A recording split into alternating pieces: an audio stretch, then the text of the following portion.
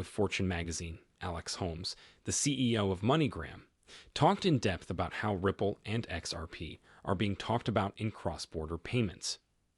Alex Holmes, the CEO of MoneyGram, got into the discussions about Ripple and XRP in cross-border payments.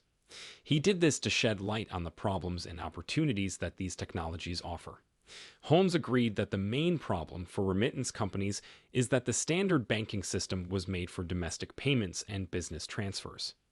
According to the report, MoneyGram looked into different ways to lower the cost of money transfers and saw crypto as a possible option. Last year, it added the ability to buy and sell to its mobile app. But Holmes said that users still want fiat currency more than cryptocurrencies because most people don't want to keep cryptocurrencies. The CEO said that when people get crypto payments, they want an easy way to turn them into regular money. MoneyGram tried Ripple's answer at first, but ran into problems when trying to turn XRP into local currencies. The process needed partnerships with exchanges and market makers, which led to higher costs for international money transfers, which the company wanted to lower. This problem shows how hard it is to switch from cryptocurrencies to fiat currencies in international spending. Remember that Ripple and MoneyGram stopped working together in 2021, not long after the US SEC brought a lawsuit against Ripple, which was written about in a report earlier. Even with these problems, MoneyGram has kept looking for new ways to solve problems. Already, the company is working with Stellar Blockchain to make it easier to buy, store, and use the stablecoin USDC. The goal of this partnership is to meet the needs of people in countries with high inflation. People in these places can turn USDC into their local currency when they need to be keeping it in digital wallets backed by Stellar. But the benefits of keeping USDC instead of traditional US dollars are still being looked into, and fees may be lowered. Being a big thing to think about. In the end, Holmes's talk shows how companies like MoneyGram are still working hard to understand the crypto world. Even though accepting digital assets like XRP was hard, the company looked for ways to use other cryptocurrencies to make cross-border payments faster and easier. XRP, the International Monetary Fund, IMF, has made it clear that it is cautious and skeptical about cryptocurrencies. However, a paper from 5 years ago shows that the IMF thought highly of Ripple Labs and XRP. Also, the International Monetary Fund, IMF, has been very clear about how cautious and skeptical it is about cryptocurrencies. However, a document from 5 years ago shows that the organization positively saw Ripple Labs and XRP.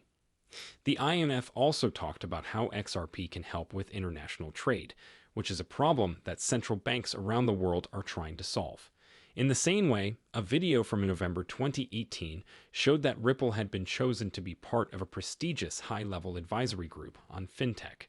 Chris Larsen, Ripple's executive chairman, is a distinguished member of the group. The IMF has said many times that it is worried about the risks that come with digital assets, such as money theft and illegal activities. But in a more recent report, the IMF also said that crypto, like XRP, can be used for legal things like remittances and payments between countries. Still, it focuses on balancing the possible benefits and risks of crypto assets while building the right regulatory frameworks. IMF Managing Director Kristalina Georgieva recently said that the IMF is working hard on a base for a global digital currency from central banks. Georgieva said that CBDCs need to help make cross-border deals fair and efficient, which will help countries work together better. Last month, people from Ripple and the IMF met to talk about the next steps for cross-border CBDC at a conference. By putting in place a standard set of rules, the IMF wants to make sure that there aren't too many different kinds of digital currencies. Georgieva says that if there isn't a unified policy, a vacuum could form, giving crypto a chance to lead.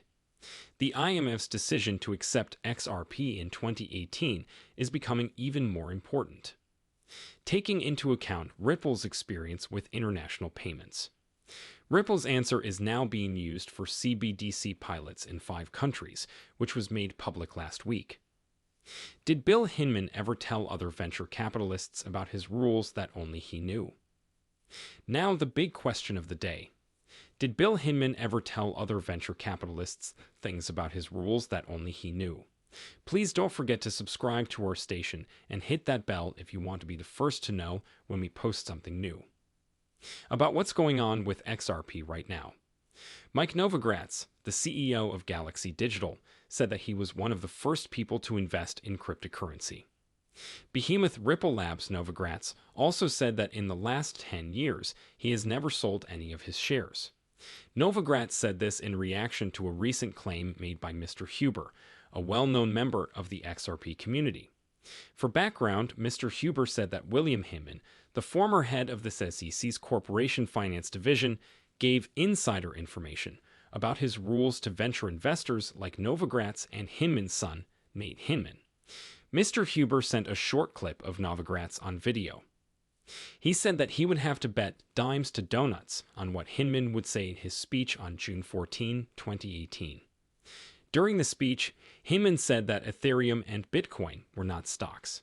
It seems that Novogratz bought a lot of Ethereum before Hinman said that the coin was not protected. Novogratz said that he had never met Hinman in response to the claims. Also, the American investor said that he has never talked to or written to Hinman back in the day. Also, Novogratz said he was the only person who. He has talked to Brad Garlinghouse, the CEO of Ripple, about issues with the SEC. Novogratz says that Garlinghouse was going to the SEC often at the time. Say that as an excuse. Huber says that XRP is a big part of Ripple's business plan, and that the company would be a normal software company without the coin. Huber also said that if XRP had not been involved, Ripple would not have fought the SEC case. Huber pointed out that it makes no sense for Novogratz to put money into Ripple if he thinks XRP is a scam. If you bought 0.5% of the XRP stock for $500,000, as you did with Ethereum, things would look very different. Huber added, as expected, XRP fans had something to say about Huber and Novogratz's back-and-forth argument. Yasin Mobark, the founder of Dizer Capital, asked Novogratz why he had been dismissing XRP and supporting Ethereum even though he had a stake in Ripple. It's interesting that other top XRP fans also responded to the news. In the meantime, people in the XRP community have been talking about Hinman's controversial speech. Since Ripple gave Hinman's emails to the public, the email is about discussions going on inside the SEC, which led to the buildup of the speech. According to Hinman's emails, the former director rejected all warnings about the speech from the head of trading and markets and other top SEC officials. These officials said that the speech had nothing to do with the Howey factors and would make the market even more confused. But Hinman didn't listen to the advice and instead gave a controversial speech in which he said that there wasn't security. Guys, this video has come to an end. If you liked it, make sure to like the video, follow it, and hit the bell to get notifications. This is very helpful. Me with the way that YouTube works. Also, you can help other people see things the way you do. Let's get this news everywhere by showing this movie to as many people as we can. Guys, if you really like cryptocurrency, don't miss any of our material. See you the next day to talk about the latest news that affects all of us.